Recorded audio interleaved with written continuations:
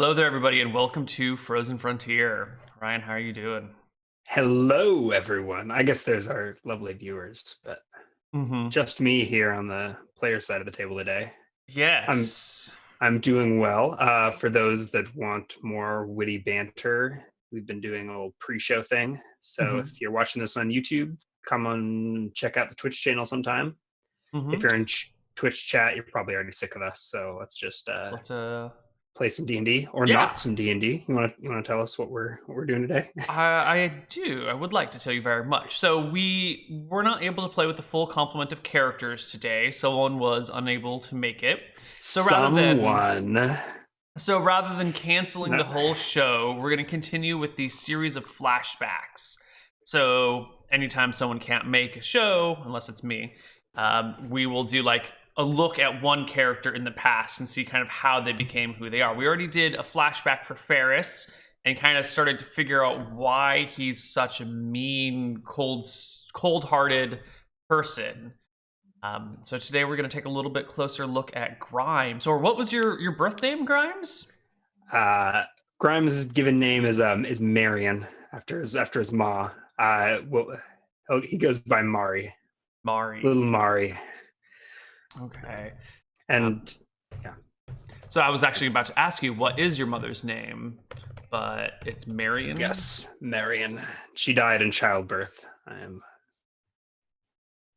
the one and only son, And your father's and my name is. I hadn't come up with one. You Let's can just name get him if you a. want, or I can just I'd, some I'd love you to name him. If you don't generic mind. chimney sweep name.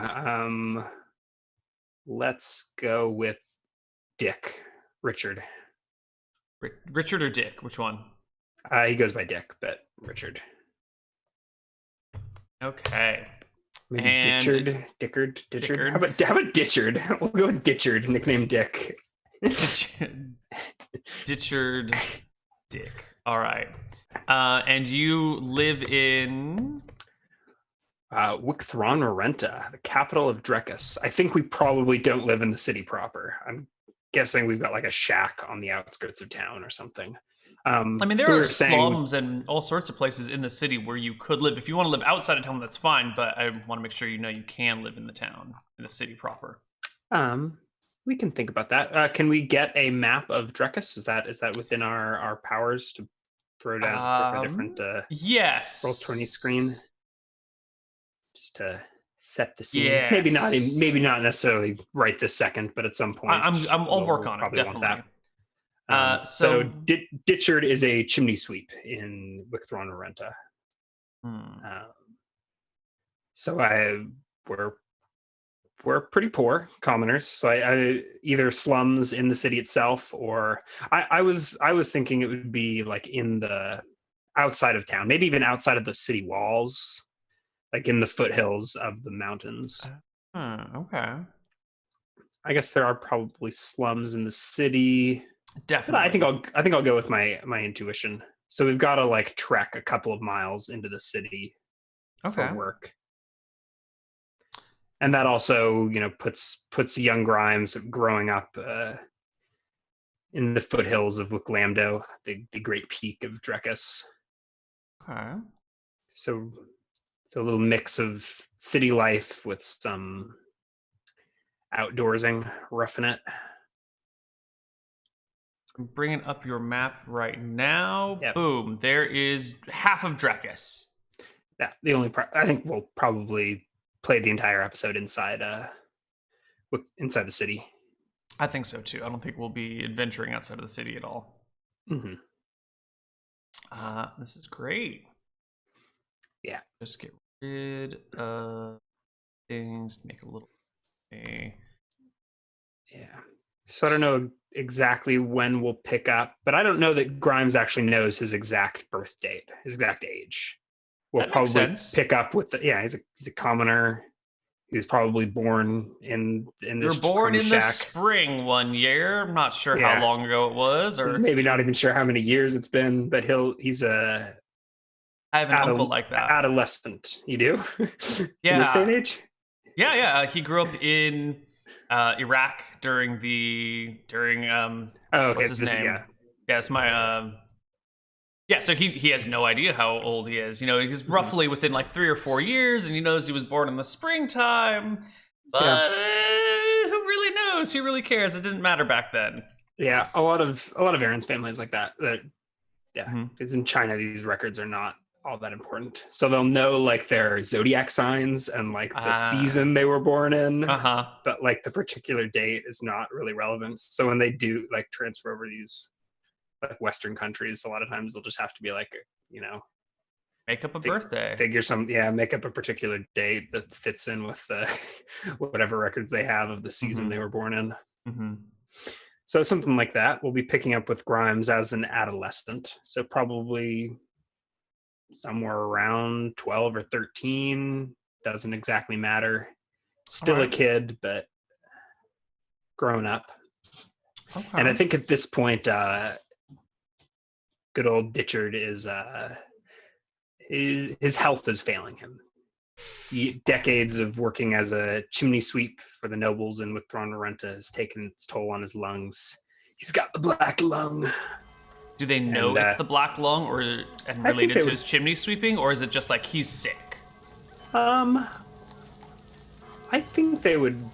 I mean, if he's coughing up soot and chunks of lung, I don't know that they would like have the. I don't know the reasoning. Cause a link between. Maybe they would, right? You tell me. I think it's there's like the chimney sweep illness that everyone gets. Maybe we can call it the black lung, but no, but it's not. People aren't sure what it's related to. You know, because not everybody gets it. Some people are chimney sweeps their whole life and don't develop it. And sometimes people who aren't chimney sweeps develop it. Like sometimes coal miners will get it too. And there's this confusion as to what the root of the illness is. So we can call it the black lung because when people who are who with this disease die and they're opened up, you can see black lungs. But I don't think it's necessarily related to the job. Yeah, there's a lot of coughing and coughing up chunks of soot and stuff. Yeah. But I think the bigger link is that all these people are poor, right? Coal miners.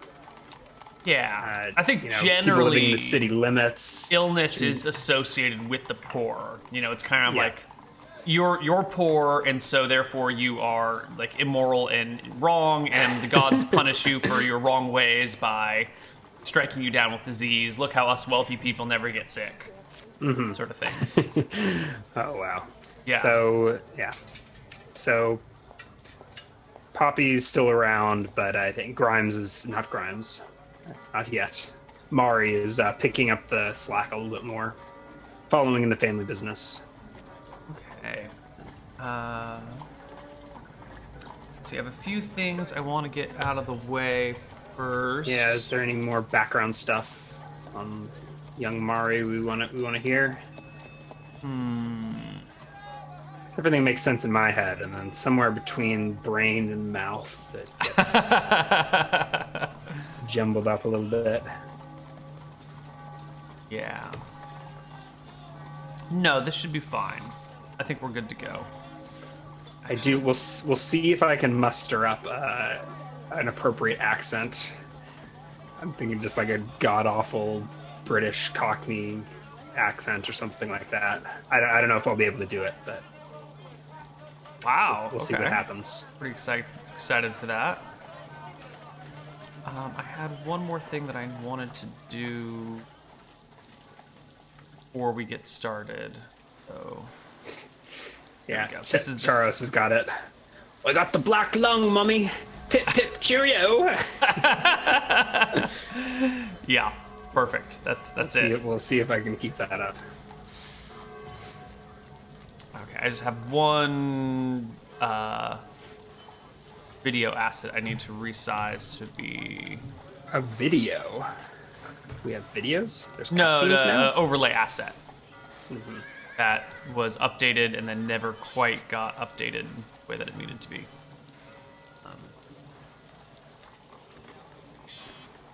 Perfect. This goes here. Then goes Okay, we'll do it later. Doesn't matter. So, Grimes, it is a busy morning in Wicthron Rarenta. This is your home. This is where you've lived your whole life. Granted, you've lived on the outskirts of town. When we say outskirts, do we mean the southern outskirts? The northern outskirts? What? Southwest. I think the foothills of Wicklamdo. So, So I think probably a couple miles out of the city limits, southwest. Maybe still. Okay. Excellent. Should I ping or draw a little no, doodle? no, that's fine. It's just technical problems. Like I think it's. I mean, like on the map, it's basically like touching the castle itself, right? Right. But I think in reality, that's probably a good couple of miles outside of the walls. So there's probably some community of commoners that live up there. I bet most of them don't work in the city, but I'm thinking my loving father probably figured this would be a better place to raise a kid than in the city itself. Like, even if we're going to be poor, at least you'll be outside of the city. Yeah, outside of the city and all the... You don't mind commuting for work? Yeah, so I mean, I don't know what time of day we're picking up in, but it's probably just spent an hour or so, just after dawn, walking from our little shack to the capital. Okay. And I don't know that we'll get to any of this, but I mean, living in those foothills, I mean, I think on our off days and stuff, there may have been climbs and treks, up the mountains and wandering around. Random tangent. Maybe this isn't quite the time to ask, but are there kobolds that live in the forest around here? Ooh. There are kobolds in this region. It's going to take me just a minute to dig up where they live, because I don't remember their exact locations. Yeah, bit of a non sequitur, but I'm kind of curious. Let's take a look. Opening up our full map of the region. Which is going to take a little while because it's a big-ass file. Tell me a little bit more about your chimney sweep job while I open this stuff up. For those that may not know what a chimney sweep is, can you enlighten us on this a little bit? Yeah, a chimney sweep. I mean, it's basically someone that, if you were a noble family, you hire to come in and crawl around in your chimneys and clean them out. So, I mean, these days are before electric or gas heating, right? So you're heating your house with a stove of some kind and like a network of chimneys. And if you've got a big manor house, there's probably all sorts of winding chimneys or whatever that heat the whole place. And of course, you're not going to crawl around in that. And maybe you could have your own servants do it, but it's probably It's a somewhat specialized challenging job. Yeah, right. It takes, someone who can climb onto the roof and get down in there. Yeah. So, that's with our regard specialty. to your question on kobolds, there are kobolds. Okay. I'm gonna put in yellow the region in which kobolds tend to live. Oh, this is not the right way to... Oh, dear God, what have I done? Oh, it's like on top of... I don't even know what that is. Oh, God, stop doing things, Neal. Stop ruining it. I don't know that we need extreme detail, but such things may... No, it's this area in the pocket. Okay. That is where kobolds live. It's probably mostly north of the river, but it's... Right.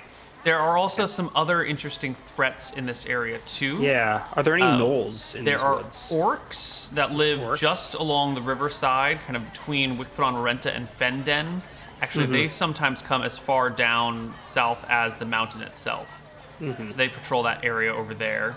On the other side of the river, this large area between you and the Nerid Lake and kind of south of the Odilla River is goblin territory over here. There are other monstrous creatures, but they're not within striking distance of Wicthron Rarenta. Like, there are gnolls, but they live far to the north and far to the west, I believe. And there are hobgoblins, and they live to the east. There's all sorts of monsters around, but they're not necessarily right next to the town or the city. You just have to worry about kobolds, orcs, and goblins. Interesting. So, no gnolls in the foothills of Wiklando. Curious. Curious indeed. So, so father was a chimney sweep. I don't know how many generations back, but he probably has a clientele of, I'm thinking like nobles in the city that he's been working with for a while. And I think now as I'm growing up and his health is failing, I'm starting to pick up some of those. So I don't know if we even come into the city every day. Just when there's work, we'll track a couple miles in, make the rounds of the noble houses, and no need to come into the city if there's no work. Yeah.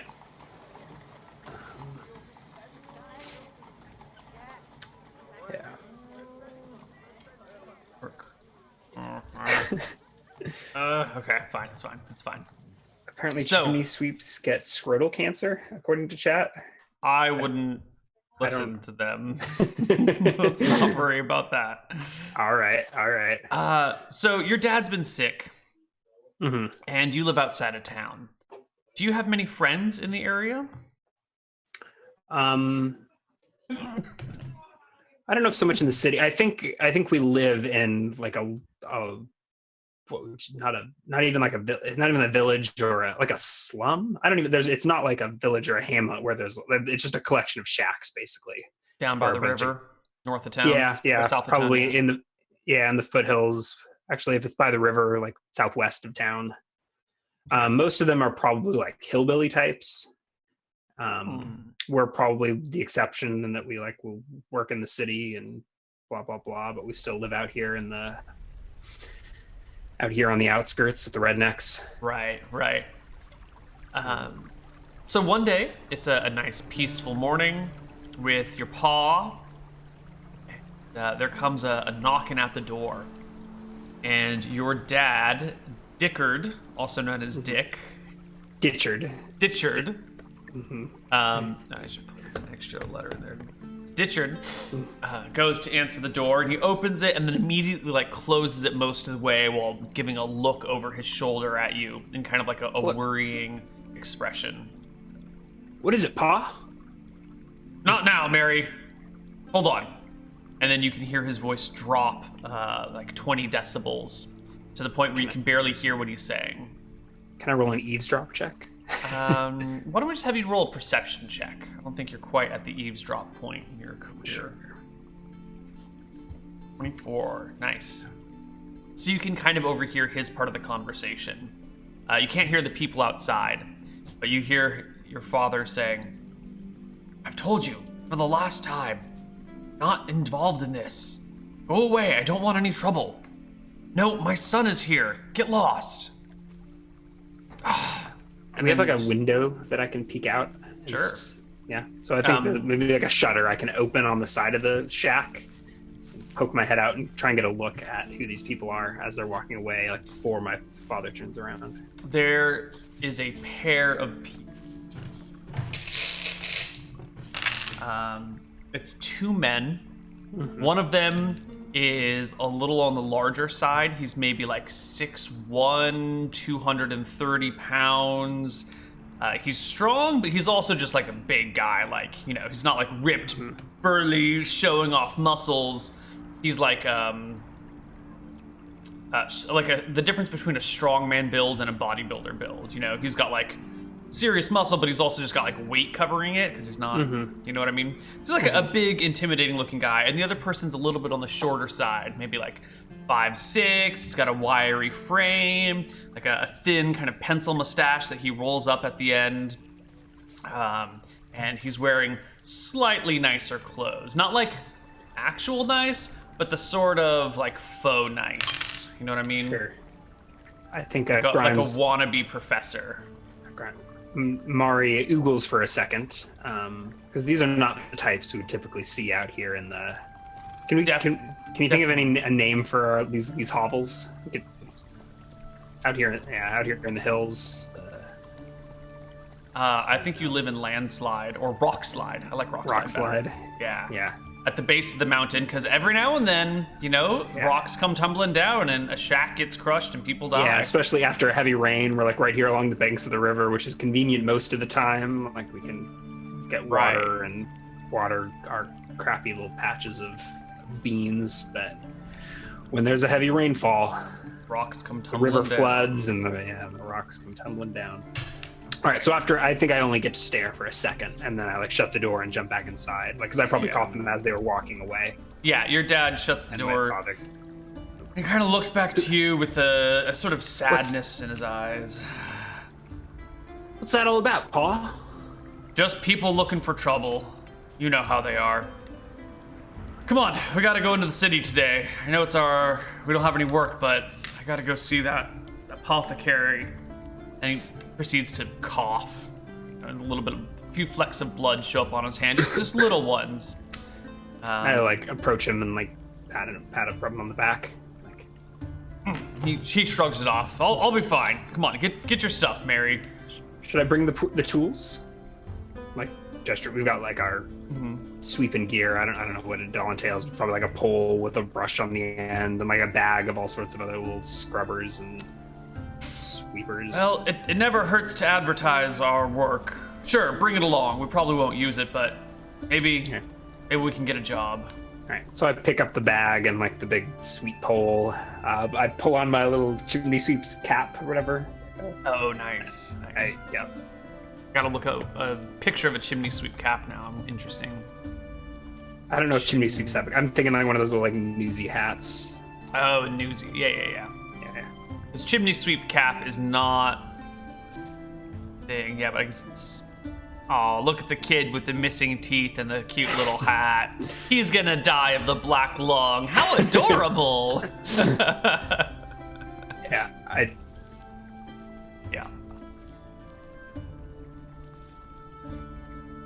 All right. So you gather your supplies I grab the together. equipment and follow after my father. Okay. He and you head into the city to this apothecary you've been visiting. The city is walled, right? The whole city? Yes, it is. Are the gates open, closed, typically? During the day, the gates are open, but there are still guards at the gates who ask about people. You know, if you're entering the city, they want to know who you are and what you're doing and what your business is. This is something you go through every day you come into the city, and it's become so routine that kind of like the blandness and the boredness that you speak to the guards is more than enough for them to recognize that you're coming in here commonly. You know what I mean? Like, yeah. They look at you, they ask what your business is, and your dad goes, "Well, we're the chimney sweeps. We come in." They're like, "All right, fuck it, I get you. Yeah. It's probably the same guards and the same chimney sweep for decades, but they still go through the motions. Yeah. Give us a little shit just to remind us the social order. Definitely. And they got to do their job. This is the capital, after all, and spies are abundant. So they got to do their work. Who is the apothecary that you have been visiting? I have no idea. I don't think Mari would have any inkling of how to find an apothecary. Would my father have Yeah, I think known you who to seek out? visited her a few times before. Okay. I'm just going to call her Juliet. All right. So your father takes you all the way down to the apothecary's study. I have a track for this too. Oh, wow. Oh, my shit, it'd be playing already. There we go. The apothecary's study is a dark place. Not like thematically dark, maybe a little, but just visually dark. There's all these weird samples that need to be kept out of the light, and so it's a pretty dimly lit place. There's like a single lantern in a back corner that has like a paper fence around it, or a paper screen around it to kind of dim the light a little bit. And there's all these little baubles on these shelves and these weird chemical reactions. There's a small candle sitting under a beaker of something that is slowly boiling. The apothecary has a bench with another little candle on it, but a nice shield to block the light from coming into the rest of the room. But it bounces off the shield and illuminates her face, which you can see from the door as you walk in. All right. So I'll leave like the chimney sweep stuff probably on the front porch. Do I come in? Does my father gesture me to come in with him? Yeah, he's bringing you in with him. Is this the first time you've come in? Is it the first time he's letting you in, or is this like a common thing for you? Has he been seeing this I think maybe this can be the first time I'm meeting this apothecary. Maybe he comes to see her by himself frequently. Yeah, a few times for sure. Maybe there's a little more going on there. I don't know if it's reciprocated, but maybe Pa's crushing on the apothecary, or maybe he's been visiting her surreptitiously for a while, and for whatever reason I'm coming along this time. Yeah, I mean, you've heard tales of the apothecary, the woman with the medicine that can heal him, and he talks with her with almost reverence, or there's a way that he talks about her that maybe makes little Grimes, little Mary go, what's going on here? Mm-hmm. Mom's dead. There's no new mom. All right. But I think Grimes follows in wide-eyed with wonder at this apothecary shop. Yeah. Your father puts his hand on your shoulder as the two of you walk in. I think I take off my little cap and hold it in hand as I look at the marvels on the shelves. He walks up to the counter with you and says, Juliet, it's Ditchard again. I was wondering, do you have any more of that remedy for the black lung? The cough is getting worse. And without even looking up from whatever she's doing, you can hear her say, well, do you have the money this time? These things aren't cheap, It maybe pulls you a little bit tighter and is like, I brought my son. We've got most of the money, but we're just a little short. Maybe you could just give it to me now, and I'm good for it. I'll pay you. Promise. I think Mari on cue, like eyes wide, looks up at the woman, like, please, miss, my pa's right sick. He's been coughing up blood. She finally looks up from what she's doing and sees you, gives kind of a sigh. Dirty trick, Yeah. And then leans over and you can hear drawers moving. And she pulls out a vial. It's maybe this tall and fairly thin around. It has this bluish green liquid in it. Can't quite tell if it's blue. It looks blue in this light, and then she's like moving it and it looks green, and maybe it's changing colors. Maybe it's just the poor lighting in the area, but there seems to be multiple hues within the fluid. I think sharp gasp from Grimes as Mari as he like leans forward on the counter to get a closer look on. Is that a potion? She ignores you. Hands it to your father, who rummages around in his little coin purse and pulls out the silver and copper coins he has, sets them on the table, and then reaches into what you know to be the secret pocket in his vest where he keeps the real money and pulls out a single gold coin, looking longingly at it before he sets it down on the table. She unceremoniously scoops all the coins into like a drawer and shuts it, looks back at Ditchard and says, I expect the rest of your payment within the week. He nods. The rest? Thanks, sir. But that was a gold. Come on now, son. Let's see if we can't find some more work. Leads you by the shoulder back out of the shop, turning and thanking Juliet one more time before he leaves. Yeah. Mari, like, head craned over his shoulder, watching Juliet as they leave her shop. You get back out into the proper city, and your father kind of looks at you, with those eyes that say, "Oh my God, what am I gonna do for my son now?" Georgia. Oh no! Yeah, here, let's do it. Ready? 1, 2, 3.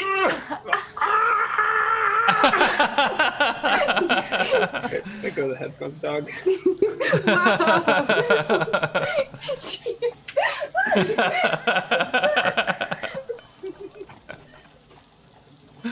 Is that the dog? Yeah, that's Georgia. Georgia. Yeah. 12 out of 10. 12 out of Best 10. dog. Good dog. So you're back in the city. You've left the apothecary. And your dad looks at you and goes, "Well, son, do you think we should, as long as we're here, let's see if we can't find some new clients."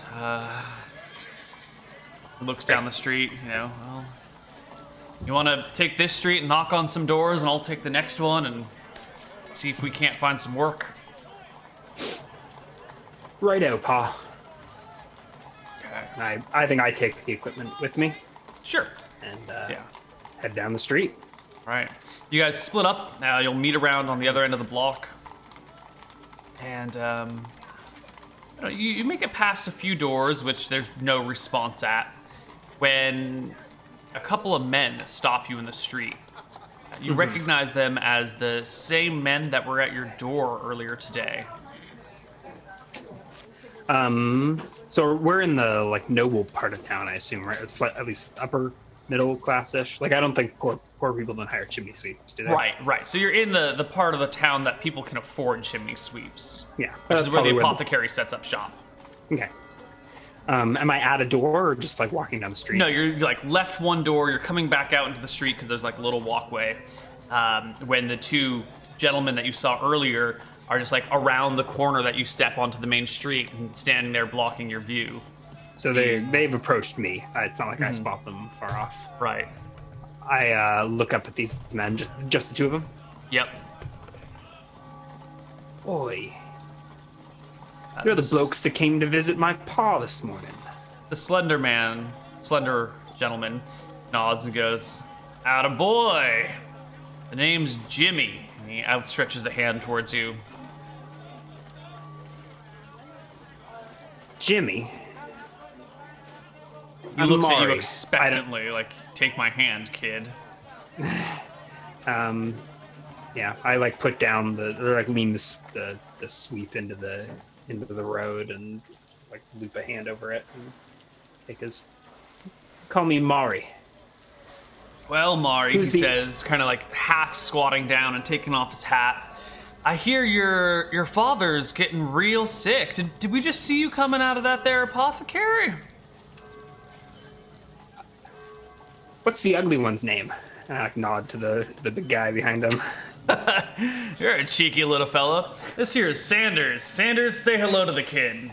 Sanders goes, I look at him with narrowed eyes. What business is it to you who see the apothecary? "My, you have a little bit of attitude on you, don't you?" "Well, we're old friends of your father's. And, He ain't never mentioned you. Well, your father hasn't mentioned a lot of things to you, but you're young yet. Some of these things you'll learn in time. We're just mighty worried about him, as old friends often are. We've been trying to help him out, but your father, he's a proud man. He won't take any charity. You know how he is. But maybe," and he digs into his robes and pulls out a pair of silver coins. "Maybe you can take these? Help pay for the medicine you need." You got a chimney? "No, I don't. Consider this a favor from an old friend." Mari reaches out to take the coins. What's the catch? "No catch, son. No catch. Just want to see your pa doing well." I look intently at the man, Jimmy. Jimmy, yeah. I don't know. I try to read him and see if I can gauge any catch, but I don't know if any. All right. Well, have a blessed day, Marion. Come on, Sanders. I We got said work my to name do. is Mari. I've taken the coins, I assume, right? Yeah. Yeah. How do you know? How do you know my? Told you, we're old My- friends of your father. We knew your mother before she passed away. Come on, Sanders. We got work to do. Wait, you knew my ma? I go like jogging after them, maybe. They don't stop walking. You can follow along Yeah, with so them I if you like go want. jogging after them. Wait, you knew my ma? Of course I did. Lovely lady, too. What was she like? Well, she was tall, slender. She was something to behold, you know? Too good for your father, if you ask me. She was the apple of everybody's eye. All the boys were into her, but she only had eyes for Ditchard. Right shame, that one.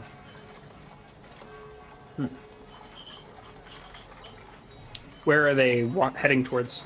They're just like heading down the street somewhere. You know, it's a big city. All the roads go everywhere. So your father? I think I follow. Yeah, I follow along wherever they're going for now. Like it didn't seem like I was getting any work. Your father doesn't talk about your mother very much, does he? Shake my head. Did you live in Rockslide? No. This is back before your father lived in Rockslide, when he lived here with the rest of his family. He ain't mentioned no family. He stops in the street, looks to you and goes, "But you know the family, right?" Like I said, he ain't mentioned no family. Well, he's a changed man these days. He pats you on the shoulder. His people are back in Kershwick, I think. ain't never been that far. Oh. Well, you seem like a good boy. You got a smart head on your shoulders. Do you have any interest in making a little bit of money? You seem like you're not working too much today. I was looking kind of up and down the street for you. I'm looking for work. Yeah? Maybe there's something you can do to earn those silver then, huh? Thought you said you didn't have a chimney. Something else. He squats down on the road all the way this time, reaches into his little vest and pulls out a small piece of paper. It's folded over. It's not sealed at all. Does little Mary know how to read yet? No, yet. Does Grimes know how to read at all? Grimes doesn't know how to read either. No. Perfect. All right, so he hands you this folded letter and points to a tavern, kind of like down the street, maybe 60 feet or so, and on the other side. In that building, that tavern, there's a man with a mohawk, a black mohawk down the middle, nice and fat.